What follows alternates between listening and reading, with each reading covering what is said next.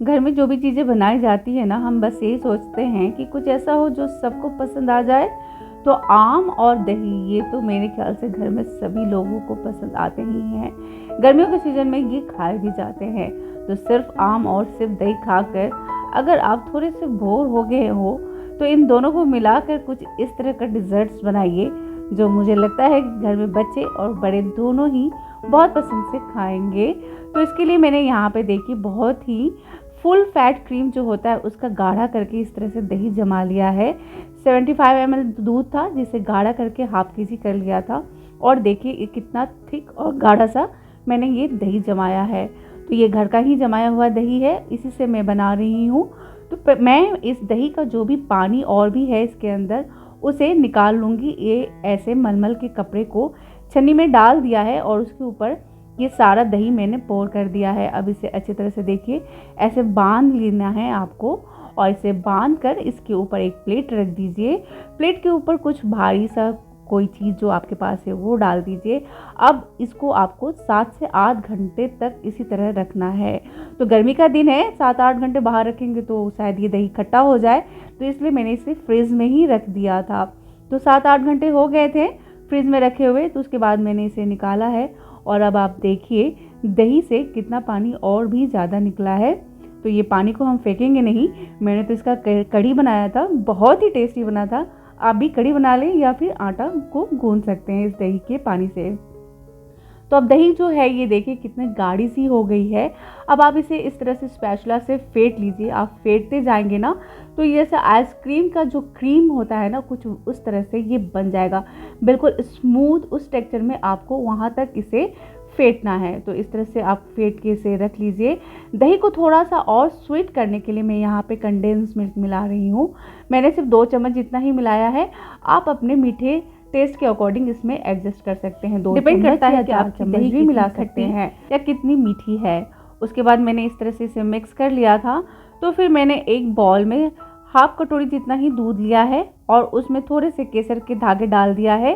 केसर के धागे मैं इसलिए इसमें डाल रही हूँ ताकि इसे जो दही में अच्छा सा कलर लेके हम आएंगे, येलो कलर, इसलिए मैंने इस तरह से दूध में डाल के अभी रख दिया है। और यहाँ पे मैंने एक आम जो था उसका इस तरह से देखिए पल्प निकाल लिया है।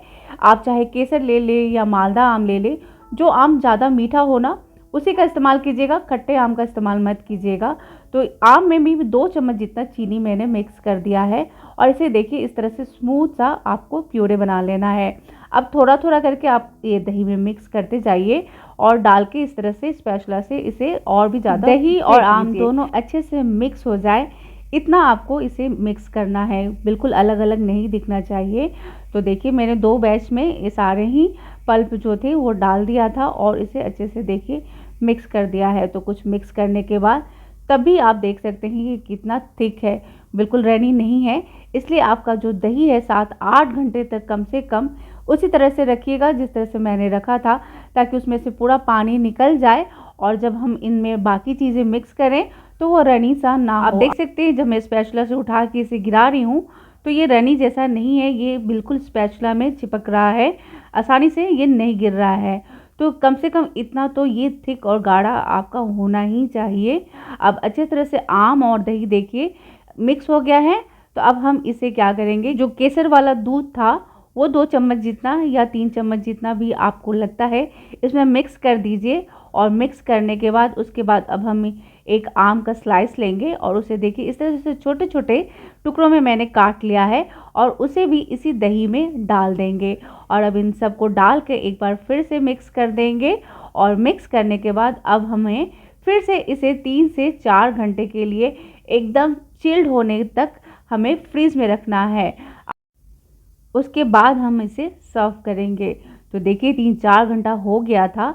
अब मैं आपको स्पून से उठा के दिखा रही हूँ ये कितना गाढ़ा थिक अभी भी है, बिल्कुल स्मूथ, और टेक्सचर इसका देखिए कितना फाइन है।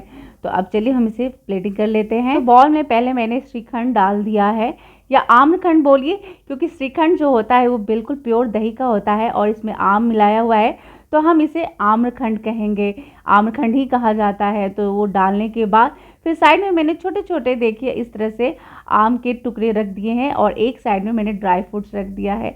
हम जो खा रहे हैं वो विजुअल तो होना ही चाहिए ना, दिखना चाहिए कि हम आखिर खा क्या रहे हैं, लोगों को भी मालूम होना चाहिए। ऊपर से आप रोज़ के पेटल या चेरी जो भी आपको है या आपको पसंद लगता है वो डाल दीजिए। इस तरह से देखिए कितना यमी और कितना टेम्पटिंग लग रहा है। अपने गेस्ट या खुद को सर्व कीजिए इस ठंडे ठंडे चिल्ड से डिज़र्ट्स को। मुझे उम्मीद है आपको ये रेसिपी बहुत पसंद आई होगी। पसंद आई है तो लाइक दे दीजिएगा, चैनल को अभी तक सब्सक्राइब नहीं किया तो सब्सक्राइब कर लीजिए। मिलती हूँ नेक्स्ट वीडियो में नेक्स्ट रेसिपी के साथ।